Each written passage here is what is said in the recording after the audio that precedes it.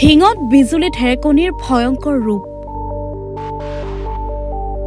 ঢিং বজাৰত বজ্ৰপাত পৰি তিনিমহীয়া শিশুসহ কেইবাগৰাকীও মহিলা গুৰুতৰভাৱে আহত হয়। আঘাতপ্ৰাপ্তসকল চমলা খাতুন, ৱাহিদা খাতুন, মৰিয়ম নেছা আৰু এটি তিনিমহীয়া শিশু। সংকটজনক অৱস্থাত আটাইকেইজনকে ঢিং FRUত ভৰ্তি কৰা হৈছে। ইফালে বজ্ৰপাতত ঢিং বজাৰৰ কেইবাটাও ব্যৱসায় প্ৰতিষ্ঠান আৰু বাসগৃহৰ বিস্তৰ ক্ষতিসাধন হৈছে।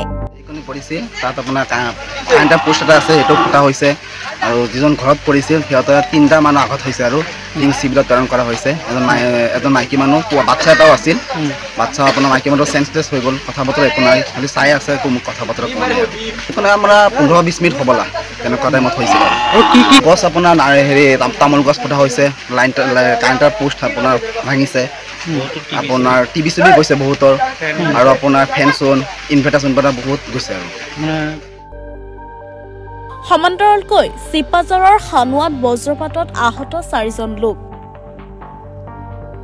ধান কাটি থকা অৱস্থাতে হঠাতে অহা বিজুলী ঢেৰেকনি আৰু বজ্ৰপাতত আহত হয় তাজিবুল হক, তাইজুদ্দিন আহমেদ, নেকিবুৰ ৰহমান আৰু আনোৱাৰ আলী। চিপাঝাৰ প্ৰাথমিক আৰু সামূহিক স্বাস্থ্য কেন্দ্ৰত প্ৰাথমিক চিকিৎসা প্ৰদানৰ পাছতে চাৰিওকে উন্নত চিকিৎসাৰ বাবে প্ৰেৰণ কৰা হৈছে।